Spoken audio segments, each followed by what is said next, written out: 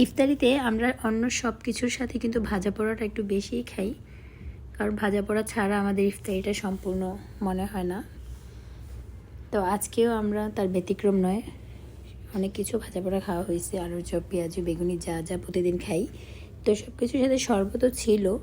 শরবত খেয়ে যে ভাজা পোড়া, যে হারে ভাজা পোড়া খাওয়া হয়েছে, এরপর ইফতারির পর ক্লান্তি শরীরে যখন একটু শুয়ে আরাম করছিলাম, তখন আমার মেয়ে বলতেছে, আম্মু একটু বেলের শরবত করো। যেহেতু ইফতারির সময় বেলের শরবত একটু ঝামেলা মনে হয়েছে, সেজন্য করি নাই, আমরা ট্যাঙের শরবত খাইছি।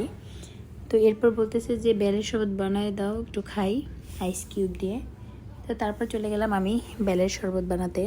তো বেলটাকে আমি প্রথমে ধুয়ে পরিষ্কার করে এটাকে আমি ভেঙে নিলাম, আর সবগুলো একসাথে করে আমি এটাকে হাত দিয়ে প্রথমে ভালো করে এটাকে কচলিয়ে নিয়েছিলাম, এটার বিচিটাকে আলাদা করে।